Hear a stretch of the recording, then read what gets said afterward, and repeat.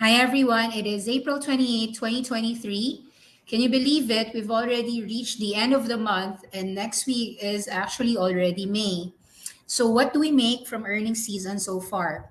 I gotta be honest, this April is by far one of the hardest for the Bears because we've just been squeezing even if the markets are still relatively unchanged. Let's take a look first on the markets. But before we do that, this show is actually um, we do are happy to share about Webull, where we do get something if you use the link a.webull.com.sg/i/awesome10x. If you do not have a US stock market account yet, yes, you can open through Webull platform. This is better for those who have a Singapore bank account, but those who are in the Philippines or Filipino citizens can actually also open an account for Webull. You just need to actually allocate your Apple App Store instead of the Philippine region to Singapore region. Download the Webull Singapore app and therefore answer all those address, blah, blah, blah, citizen, everything. Even if you're in the Philippines, you can actually avail and open an account. And you can see that you can get up to $500 worth of fractional shares and you can stand a chance to win a Tesla Model 3 as you fund any amount and maintain funds for 30 days. The reason why we like to use Webull as long as you're going to trade US markets is because it's very low cost. It's got a way for you to buy fractional shares, meaning $100 or $200 worth of Tesla or Google, etc. And you get free NASDAQ and CBOE market data. I, for one, use Webull a lot for the news, for the options, and all the tables. So this is definitely one of the good platforms that you can check out in case you want to open a US market account. Okay, so let's talk about the US market. How many days and percentage returns do stocks that beat continue to run up? We actually saw in this earnings results some stocks that got beat, that went up, raised guidance, and then we also have stocks that actually fell down. So let's take a look at what the markets have been doing over the recent numbers. So you can see that PVH here after earnings from 72 actually rallied towards 88. But after that, it has since been just sold off from about 88 and is now trading at 83. So you can see that sometimes, even after a good earnings beat, the stock actually doesn't fail to make new highs. And after that initial run for the last 3 days or 5 days, that's about it. For Lululemon, though, you can see that while it gapped up from 320 to 370 after very good numbers, you can see that it consolidated below 370 for a while, eventually broke out, but is now retesting those previous highs at 383. It's still above the 9-day moving average, which is the green line here, and still above the 20-day moving average. So some stocks generally can still take a higher play even as the weeks go by. And in this case, this was at least a month that has went by for Lululemon. And but there are names like PVH, which is after a month, it has already been sold off and taken profits from. Okay, let's take a look at Spotify. For Spotify, which just recently announced earnings the last 3 days, you can see that after beating with a 500 million members, you can see that at 144, it quickly got sold off back towards 132, where it was trading at before the market's earnings came out. So this is a little bit more aggressive in terms of profit taking. Take note though, if it breaks below 128, we can see that all those earnings glimmer is starting to actually sell off towards about 120 or maybe even retest this $104, which is so far acting as support for Spotify, their 200-day moving average. Now, take a look here at Airbnb. You'll notice that some names after earnings, Airbnb here made the gap up very strongly from about 115 towards as high as 145. However, as you can see, just after 2 days, these gains were fizzling out all the way down towards 115, and we'll wait for the next earnings season sometime in the middle of May for Airbnb. Now, look at here as well for Procter& Gamble. After good earnings here from about 148, it went up quickly towards 156. But after just 5 days, it's just steadily sleeping at the 156. So you can see that the way earnings act is not all the same. Some names get fizzled out, some names just stay up and sleep there.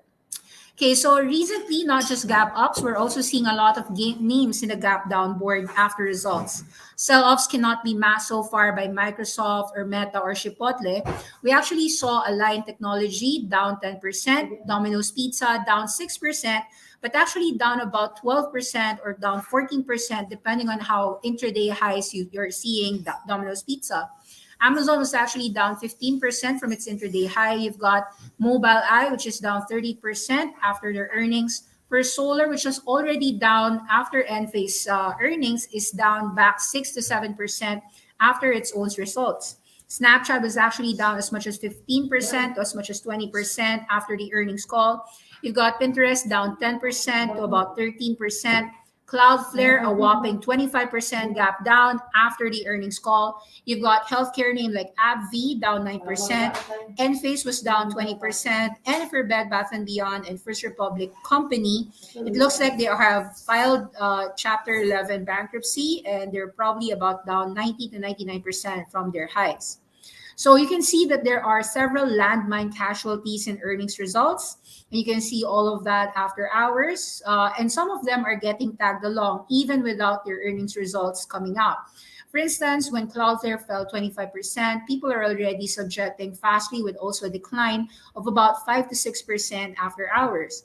And you can see also that with Amazon showing some deceleration, down 15% from an intraday high, down 2%, and falling down currently in the pre-markets. It's actually being shown as a punishment also for Palo Alto Networks, CrowdStrike, and Datadog.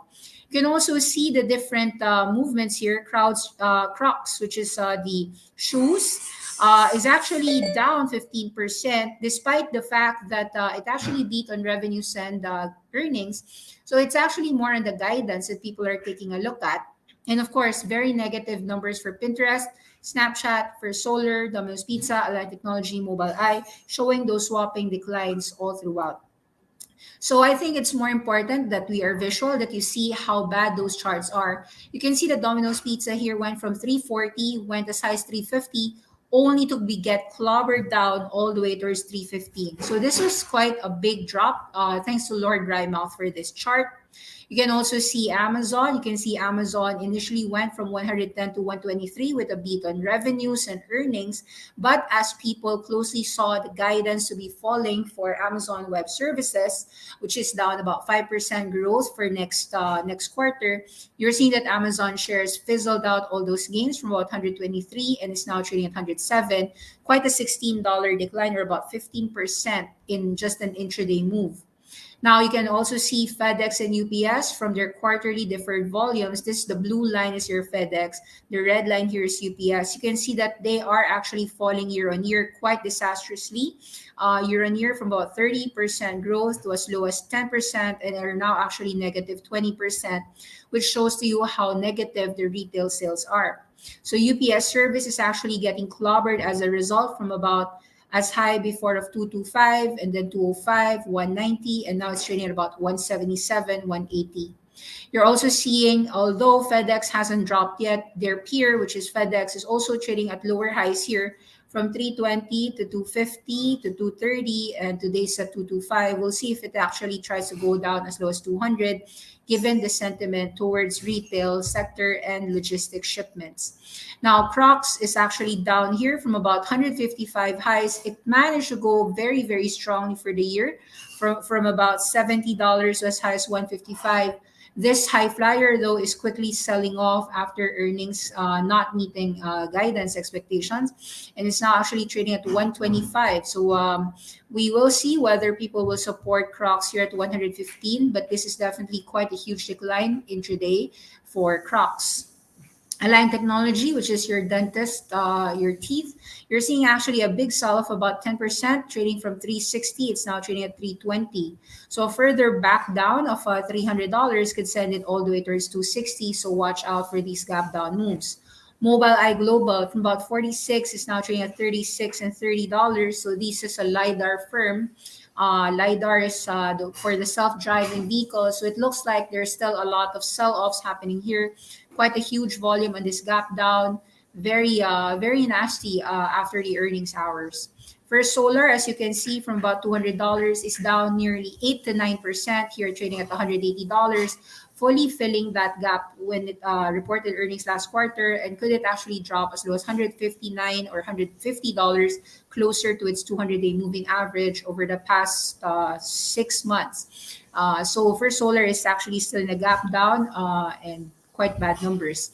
Same as for Enphase, 20% down. Notice that Enphase previous high flyer was as high as 320, and every quarter has been disappointing all the time. 320 to 260 to 240 to 200, now trading at about 160, and still hasn't found any support yet.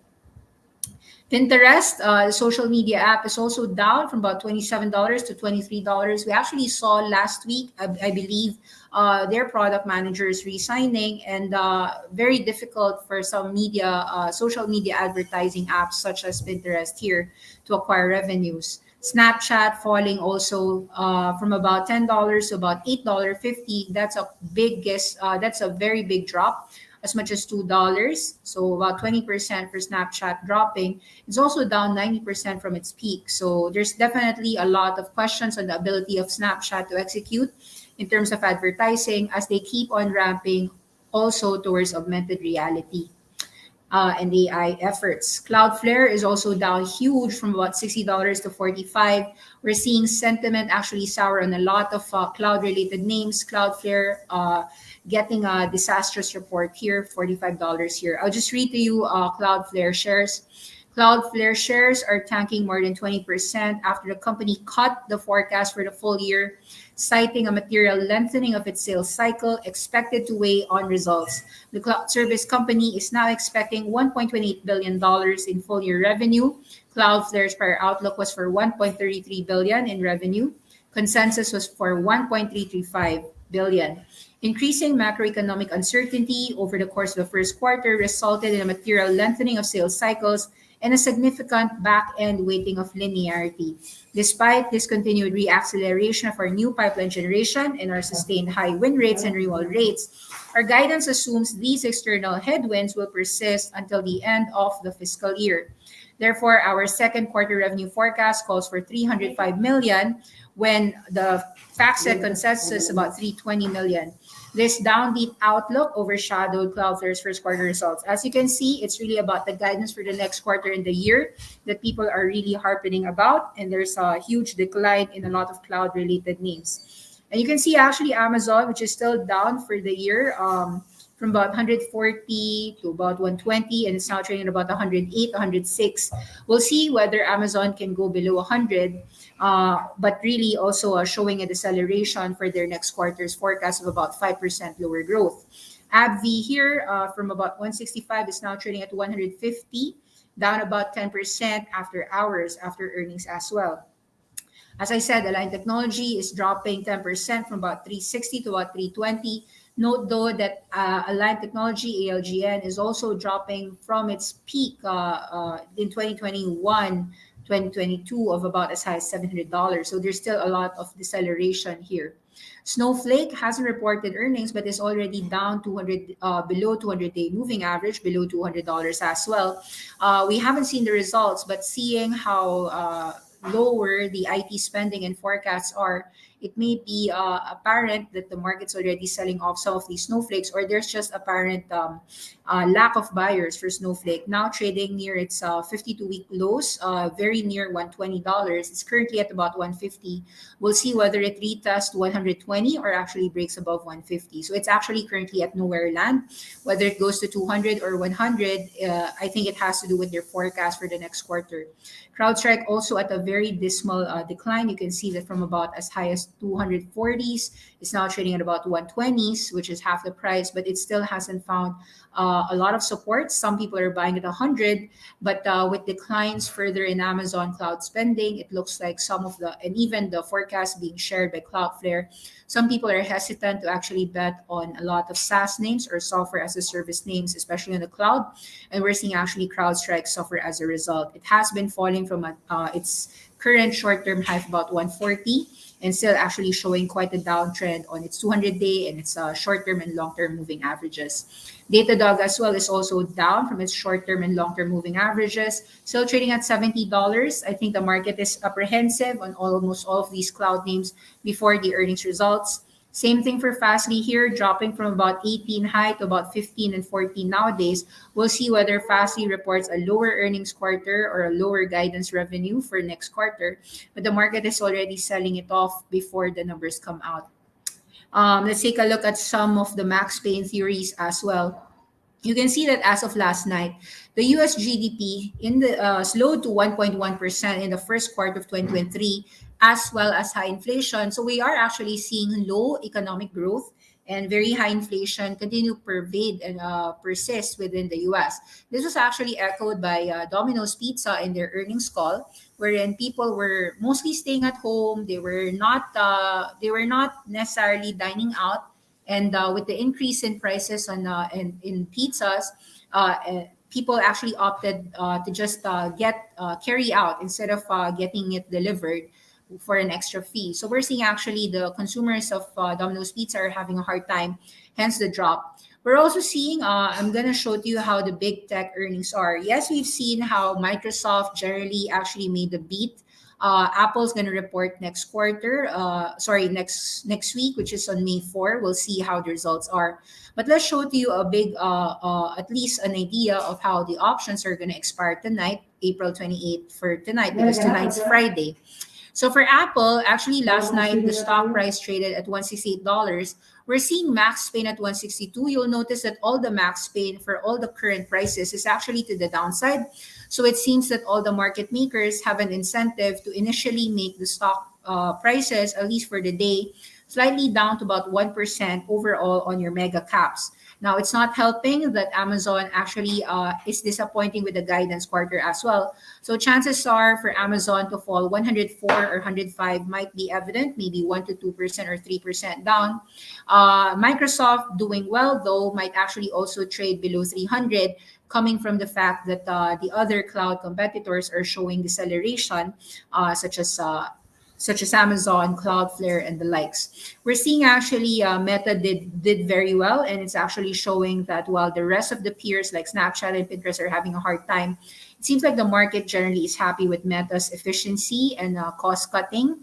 And so maybe for Meta, even if max pain is 210, it may actually just stay above 230 or 240, not really go down as much.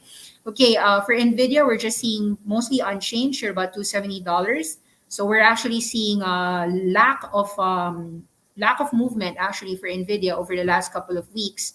Perhaps it's waiting for its own earnings report, which still is end of May, around May 25. Okay, so Google, we already saw that they managed to grow their cloud at 26%. But there's still a perception that Google is fighting a losing war on AI against Microsoft. That could be perception, but that perception is being priced in today, with Google trading at just 20 times multiple versus Microsoft's multiple today at 33 times PE. Okay, let's take a look at Dow Jones. You'll see that Dow Jones is actually trading here at about 338. It's actually quite in the unchanged and a little bit lower, 1% from its previous peak of 340.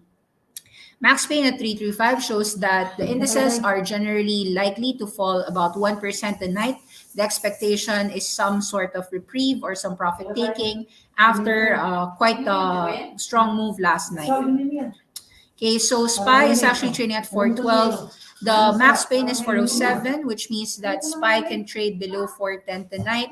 Looks like SPY is just trading in the unchanged zone, unchanged about down 1% as the markets await Apple results next week.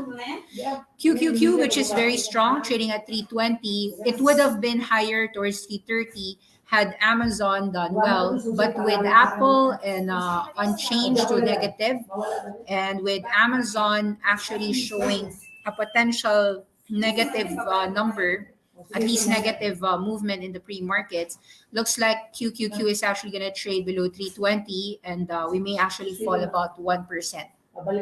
Sige. Okay, so let's take a look further, deeper on Amazon Web Service revenue growth.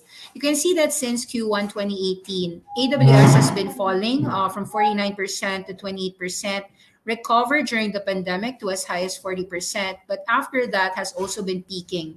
So we're seeing actually that there's a strong deceleration on spending on AWS, and current quarter of 16% is actually very, very weak and might actually go as low as 11%, which they forecasted. Very, very low for AWS, which is the reason why Amazon is actually tanking or down 2% after hours and may not lead us to a 335 QQQ. I'm going to read to you partly the commentary on AWS. Here they said, in AWS, net sales is actually $20 billion in the first quarter. This is up 16% year over year, representing annualized sales run rate of more than 85B. Given the ongoing economic uncertainty, however, customers of all sizes in all industries continue to look for cost savings across their businesses, similar to what you are seeing us do at Amazon. So, as expected, customers continue to evaluate ways to optimize their cloud spending in response to these tough economic conditions in the first quarter. That's the reason why you're seeing actually downturn movements on Cloudflare, on Fastly, on Datadog, Palo Alto Network, CrowdStrike, and the like. And we're seeing these optimizations continue into the second quarter, with April revenue growth rates about 500 basis points lower than what we saw in Q1. So, as a reminder, we are not trying to optimize for just one quarter or year. We're working to build customer relationships and a business that will outlast all of us. Therefore, our AWS sales and support teams continue to spend much of their time helping customers optimize their AWS spend so that they can better weather this uncertain economy. This customer orientation is built into our DNA and how we think about our customer relationships and business over the long term. So I think we appreciate the fact that AWS is just showing the numbers as it is, and you can see that AWS revenue growth is really decelerating even amidst and hasn't really bottomed out. There hasn't been a trough yet for AWS revenue growth. Now, Andrew Jassy, the president, CEO, and director, answered this question. I'm just going to read it to you. It's hard to say exactly where we are in the process. I think what we continue to see is the customers, they're appropriately cautious about what they're seeing in the economy. They're finding ways to save money, as most companies are. And we have a long track record, which we continue to pursue, which makes sense for our customers and our business long term. We are not trying to optimize for a quarter or a year. We're going to do whatever it takes to help customers be successful because we're trying to build relationships in a business for all of us. So we're spending a lot of time trying to help them think of smart ways, not short-term ways, to optimize their costs to be able to scale up and down. And again, one of the big advantages of the cloud is that if you grow quickly, you can seamlessly scale up. But when you don't have demand, you can give it back to us and stop paying for it. And it's not true with what you see on premises. So we're trying to work hard to help customers with that. I think it's important to remember that customers are pretty explicit telling us this is not a cost-cutting effort where we intend on spending less money on technology or on the cloud. This is our reprioritizing what matters most to our business at this time and trying to reallocate resource so that we can build new customer experience of the change what's possible.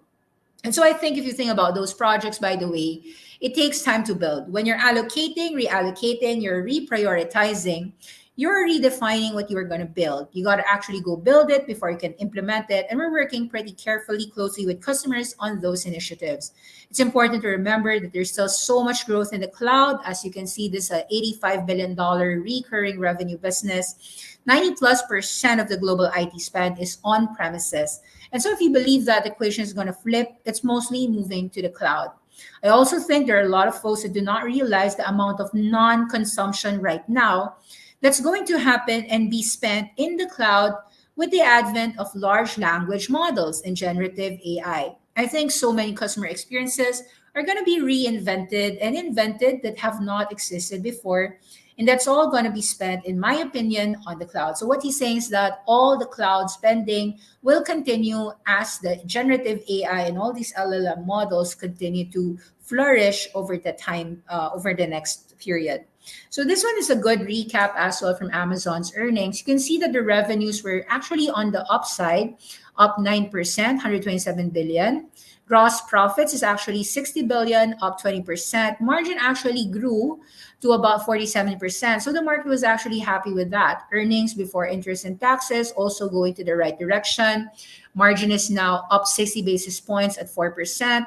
Net income is actually margin up 2%, 579 basis points.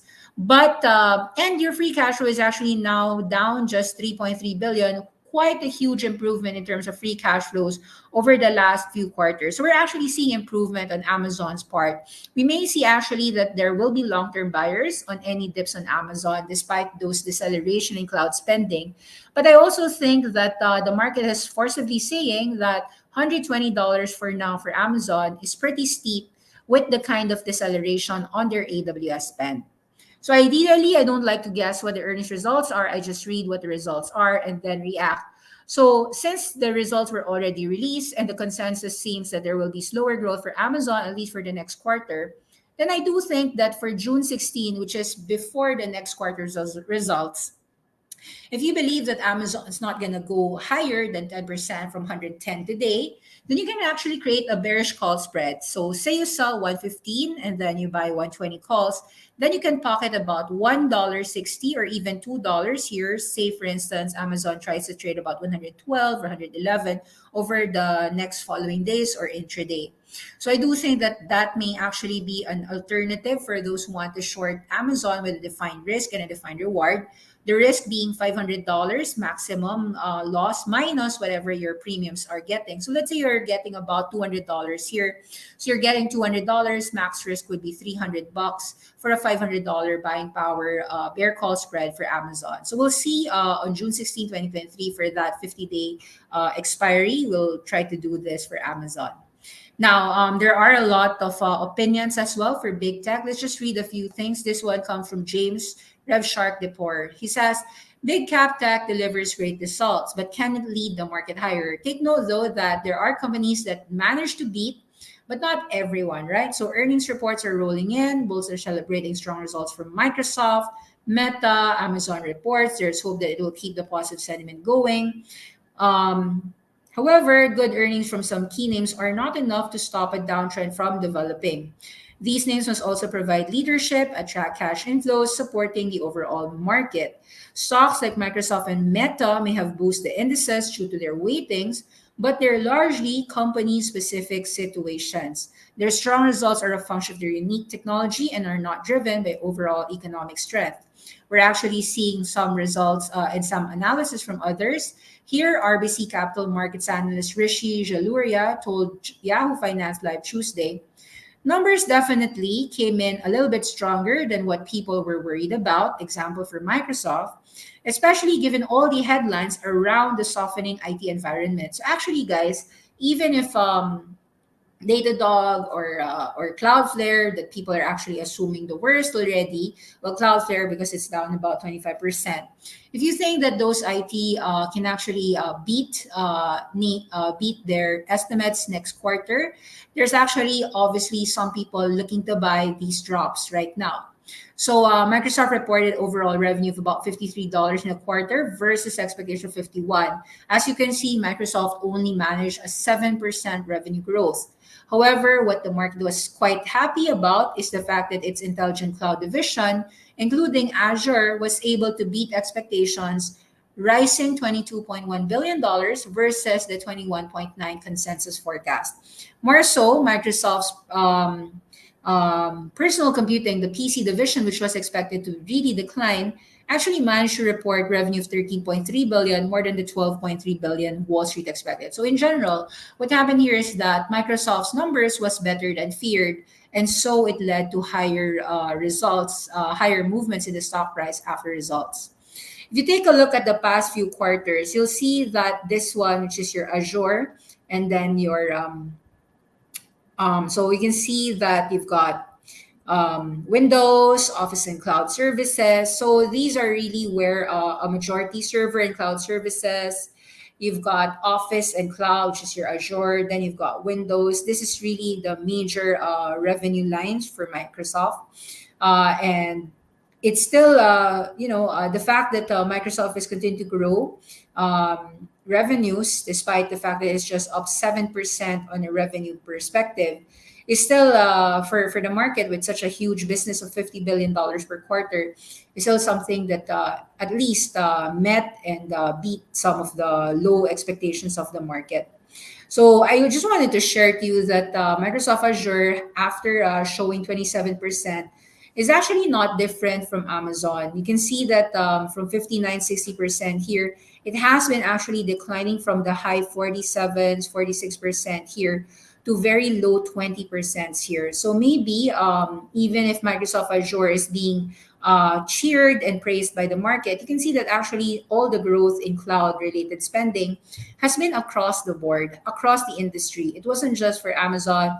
It's also happening actually for Microsoft, albeit the fact that Microsoft may be more positive outlook for their next few quarters, but we don't know if Microsoft can actually beat for their next few quarters. So you can see that in the 3 months ending March 31, 2023, Microsoft Azure here rose their revenues percentage change 27%.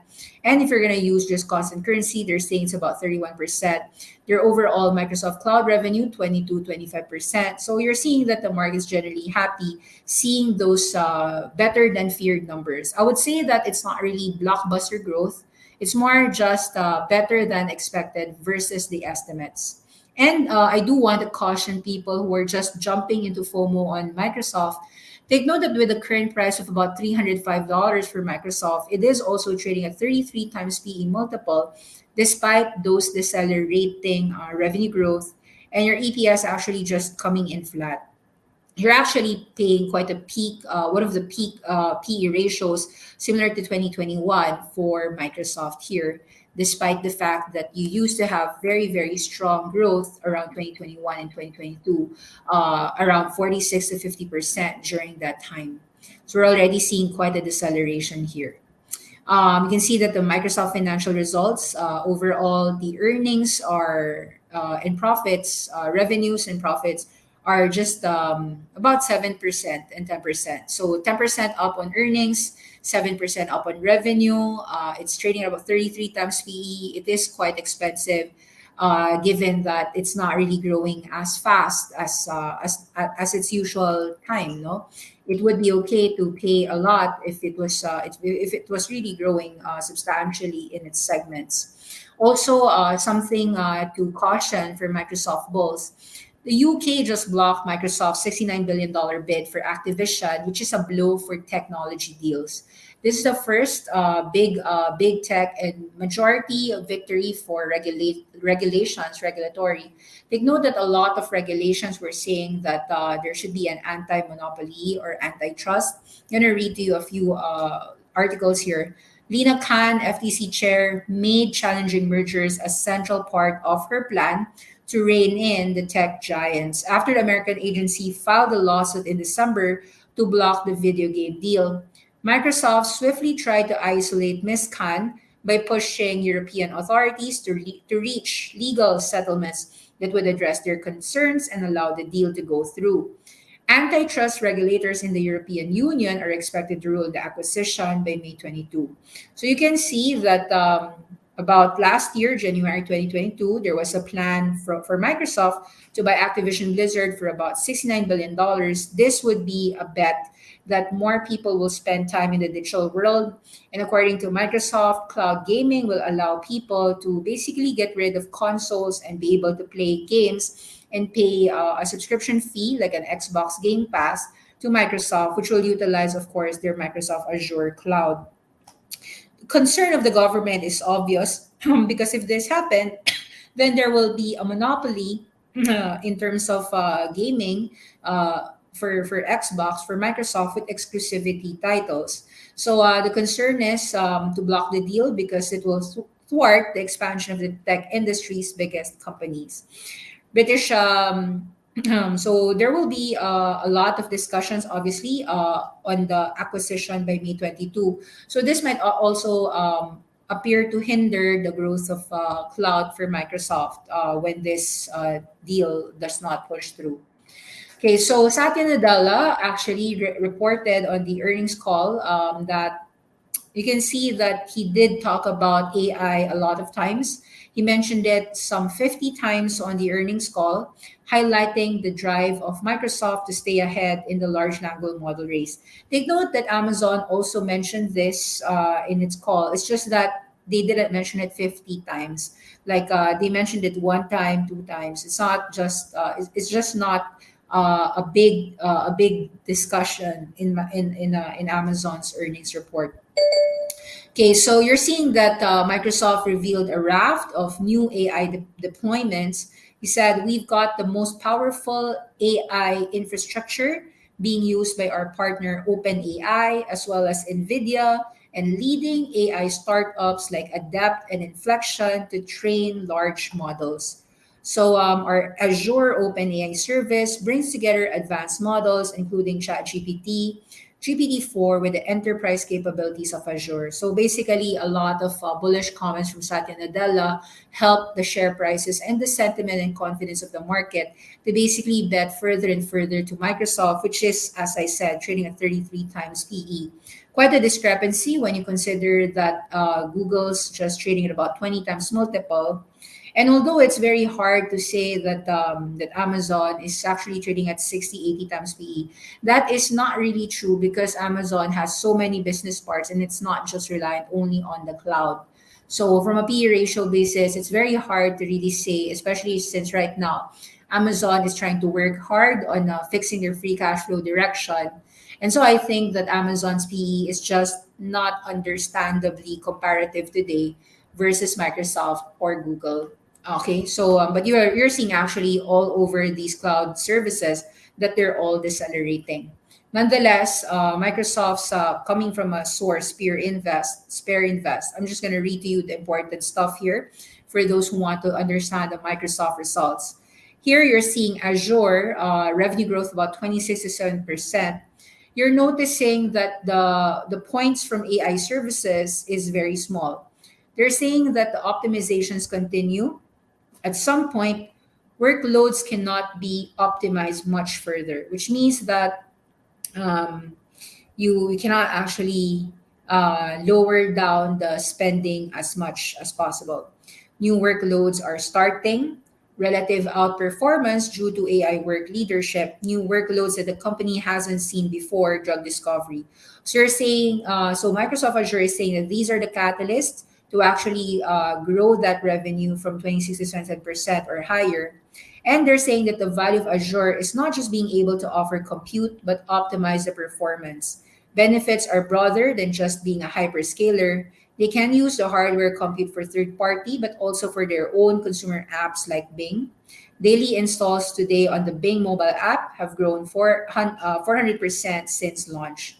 The only question, though, for Microsoft is that on an increase on a dollar basis, they would be materially increasing their capex due to the investments in Azure AI infrastructure.